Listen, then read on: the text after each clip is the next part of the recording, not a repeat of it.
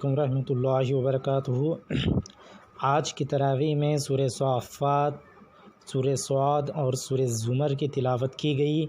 سورہ صافات مکی صورت ہے، اس میں 182 آیتیں اور 5 رکوع ہیں۔ اس میں توحید، رسالت اور آخرت کے جو عقیدے ہیں، ان عقیدوں کو اللہ تبارک و تعالیٰ نے الگ الگ طریقوں سے پیش کیا ہے، پیش ہی نہیں کیا بلکہ ثابت کر دیا ہے۔ 15 نمبر، 16 نمبر اور 17 نمبر میں اللہ تعالیٰ نے ان مشرکوں کے جو سوالات ہیں، کس طرح سے یہ سوال کرتے ہیں، مر کر دوبارہ اٹھنا ہے کیا، یہ ہڈیاں جو ہے ہماری یہ گل گئی ہیں، واپس سے زندہ ہوں گی کیا، ہمارے باپ دادا بھی زندہ ہوں گے کیا، اس طرح کے جو سوالات ہیں ان کا ذکر کیا ہے اور ان کے جوابات بھی دیے ہیں۔ پھر وہ فوراً جو ہے 21 نمبر کی آیت ہے جس میں اللہ تعالیٰ نے قیامت کا منظر کھینچا ہے، اور وہاں پہ جانے کے بعد یہ جو دنیا میں نافرمانی کرتے تھے ان کی حالت کیا ہوں گی وہ اللہ تعالیٰ بتا رہے ہیں۔ وہ کہیں گے کہ ہائے ہماری بدبختی، ہائے ہماری خرابی، یہی وہ دین ہے جسے ہم جھٹلاتے تھے۔ تو بہرحال اس طرح سے یہ آیتیں شروع ہو رہی ہے۔ آگے پھر جنت کا بھی جو ہے تذکرہ آیا ہے۔ 50 نمبر کی آیت ہے جس میں یہ جو جہنم میں جانے والے لوگ ہیں ان کے بارے میں فرمایا ہے۔ ایک تو ادھر جب جنت میں جانے والا ایک انسان ہے، اس کا ایک دوست رہتا ہے، وہ جہنمی رہتا ہے۔ ان کا جو ہے ڈسکشن جو ہے اس جو ہے آیتوں میں آیا ہے، لیکن اس کا پورا خلاصہ یہ ہے کہ بری صحبت سے بچنا بہت ضروری ہے۔ اس کا جو جہنم میں جانے والا جو ساتھی تھا وہ دنیا میں ہی اس کو بہکاتا تھا اور کہتا تھا کہ قیامت وغیرہ کوئی آنے والی چیز نہیں ہے، لیکن جو یہ ایمان والا ساتھی تھا اس کے ساتھ میں نہیں رہا، اس کا ساتھ اس نے چھوڑ دیا، تو پھر جنت میں جانے کے بعد وہ ذکر کر رہا ہے، اور اس کا جو ہے تذکرہ اللہ تعالیٰ نے قرآن میں ان آیتوں میں بتایا ہے۔ اس کے بعد 62 نمبر کی آیت ہے جس میں جہنمیوں کو جو زقوم کا درخت ہے کھانے کے لیے دیا جائے گا، اس کا جو ہے ہولناک جو ہے اور خوفناک منظر جو ہے کھینچا ہے۔ پھر ابراہیم علیہ السلام کا واقعہ ہے جو بتوں کو توڑنے کا ذکر ہوا ہے۔ اس کے بعد پھر اسماعیل علیہ السلام کو جو ہے ذبح کرنے کے لیے نکلے تھے، وہ پورا ذکر ہے۔ پھر اس کے بعد نبیوں کے قصے شروع ہوئے ہیں، موسیٰ علیہ السلام، ہارون علیہ السلام، الیاس علیہ السلام، لوط علیہ السلام، یونس علیہ السلام، اس طریقے کے جو ہے واقعات اس میں آئے ہوئے ہیں۔ اس کے بعد 180 نمبر کی جو بالکل آخری آیتیں ہیں جو ہم بارہا دعاؤں میں وغیرہ یہ پڑھتے ہیں، سبحان ربک رب العزت عما یصفون وسلام علی المرسلین والحمد للہ رب العالمین، یہ 3 آیتیں ہیں، 180، 181 اور 182۔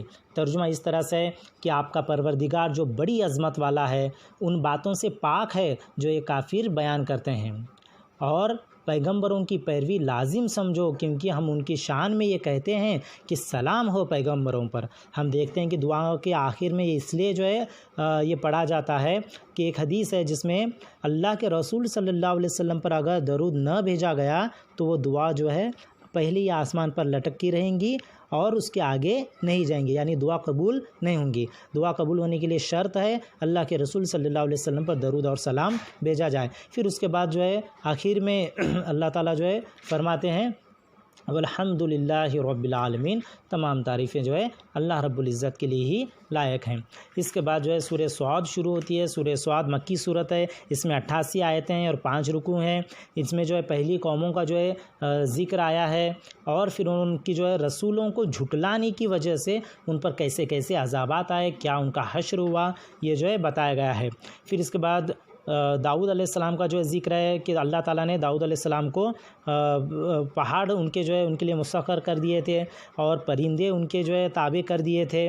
اور پھر اس کے بعد وہ 2 بھائیوں کا بھی ذکر آتا ہے، ایک کے پاس 99 بکری تھی، ایک پاس 1 بکری تھی، اور دونوں جو ہے اپنا مسئلہ لے کر آئے، وہ پوری تفصیل اس میں آئی ہوئی ہے۔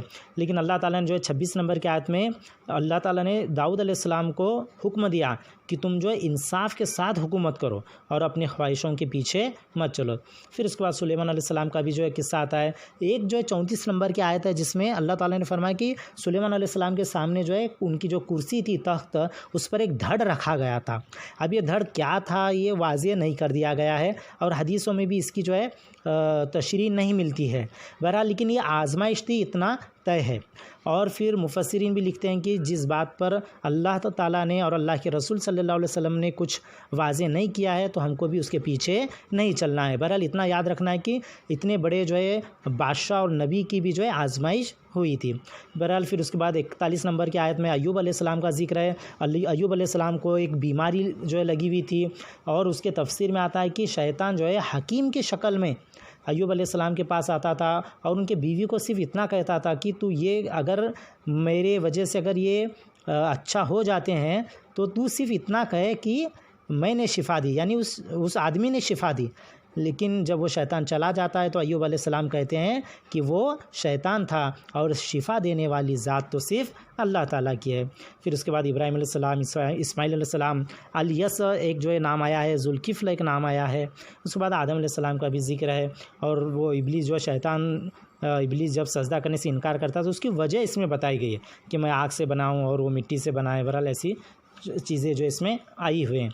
उसके बाद सूरह ज़ुमर शुरू होती है। सूरह ज़ुमर मक्की सूरत है और इसमें 75 आयतें और 8 रुकू हैं। सबसे पहले 3 नंबर की आयत है जिसमें ये मुशरिक लोग हैं, ये शिरक क्यों करते हैं, अल्लाह ताला ने इसकी वजह बयान फरमाई। ये मुशरिक लोग इसलिए शिरक करते हैं, जब इनसे पूछा जाता है कि क्यों शिरक करते हो तो ये कहते हैं कि हम जो है अल्लाह से करीब करने वाले ये लोग हैं, इनके जो है इनके साथ हैं हम, क्योंकि ये क्या करेंगे, ये अल्लाह से हमको जो है करीब करेंगे। बहरहाल अल्लाह ताला जो है फरमाते हैं कि जो ये इख्तिलाफ़ में पड़े हुए हैं और अल्लाह ताला क़यामत के दिन इनको जो है इनका इख्तिलाफ़ जो है दूर कर देगा।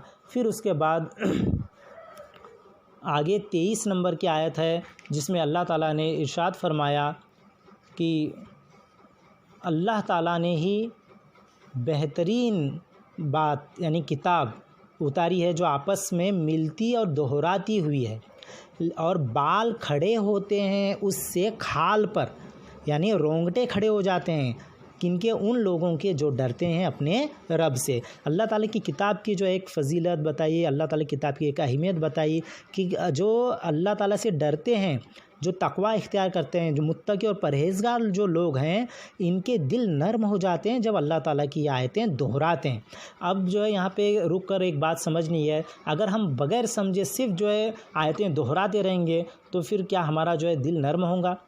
हमारा दिल उस वक्त तक नर्म नहीं होगा जब तक कि ये पहले के कौमों की किस्से जब हम नहीं सुनेंगे, इनके जो है दर्दनाक जो वाक़यात हम जो नहीं समझेंगे, तब तक हमको समझ में नहीं आएगा। अल्लाह ताला की कुदरत जब तक हमको हमारी ज़बान में नहीं समझ में आएगी, तब तक जो हमारे दिल पिघलने वाले नहीं हैं। बहरहाल बहुत ही ज़बरदस्त ये आयत आई हुई है, लेकिन होता यह है कि हम जब अरबी पढ़ के चले जाते हैं, तरावी में ये आयतें सब पढ़ी जाती हैं, लेकिन जो है इसका मतलब नहीं समझने की वजह से ऐसे ही जो है हमारी ज़िंदगी आगे भी गुज़रती रहती है।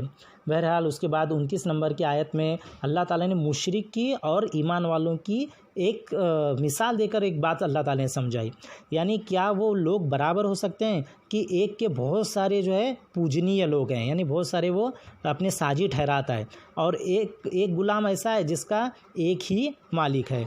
बहरहाल अलग अलग तरीके से अल्लाह ताला बताते हैं।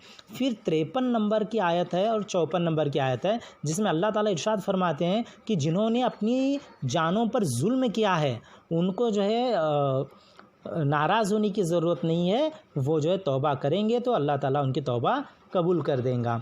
तर्जुमा इस तरह से, कह दे है मेरे बंदों जिन्होंने की है ज़्यादती अपनी जान पर, आस मत तोड़ो। देखो अल्लाह ताला कितने, अल्लाह ताला जो है शफ़ीक है, मेहरबान है। अल्लाह ताला फरमा रहे हैं कि तुम आस मत तोड़ो अल्लाह की मेहरबानी से, बेशक अल्लाह बख्शता है सब गुनाह और वो जो है वही गुनाह माफ़ करने वाला और मेहरबान है। लेकिन अल्लाह ताला आगे तो थोड़ा सा वार्न भी कर रहे हैं, और रुजू हो जाओ अपने रब की तरफ। फ़ौरन 54 नंबर की आयत है, और रुजू हो जाओ अपने रब की तरफ और उसका हुक्म मानो इससे पहले कि तुम पर अजाब आए। तो बहरहाल इतना याद रखना है कि हम भी जो है जुल्म करते हैं अपने आप पर। हम जो है नमाज में भी ये दोहराते हैं, इन्नी ज़लमतु नफ्सी जुल्मन कसीरा, यानी मैंने जो है मेरे जो है नफ्स पर जुल्म क्या है, बड़ा जुल्म क्या है, ये हम जो है दोहराते हैं नमाज में भी। बहरहाल नमाज भी जो हमको समझ कर ही पढ़ना है। तो यहाँ पे अल्लाह ताला फरमा रहे हैं कि अगर मान लीजिए सब अपने आप पर अगर जुल्म करते हैं तो फ़ौरन जो है तौबा करनी है, लेकिन कब तौबा करनी है? अज़ाब के आने से पहले। जब एक बार अज़ाब आएगा तो उसमें तौबा कर कुछ फ़ायदा होने वाला नहीं है। फिर उसके बाद क़यामत का जो है मंज़र आया है। फिर आखिर में, बिल्कुल आखिर में जो है जहन्नम वालों का और जन्नत वालों का ज़िक्र आया है। वो जो आयतें हैं वसीक़ल लज़ी के तौर पे वो आयतें हैं जिसमें جہنم والوں کو ایسے گھسیٹ کر جو ہے لایا جائے گا، اور جنتی والوں کے لیے بھی وہی آیتیں شروع ہوتی ہیں، لیکن جو ہے ان کے لیے مہمان نوازی کی جائیں گی۔ بہرحال یہاں پہ سورہ زمر ختم ہوتی ہے۔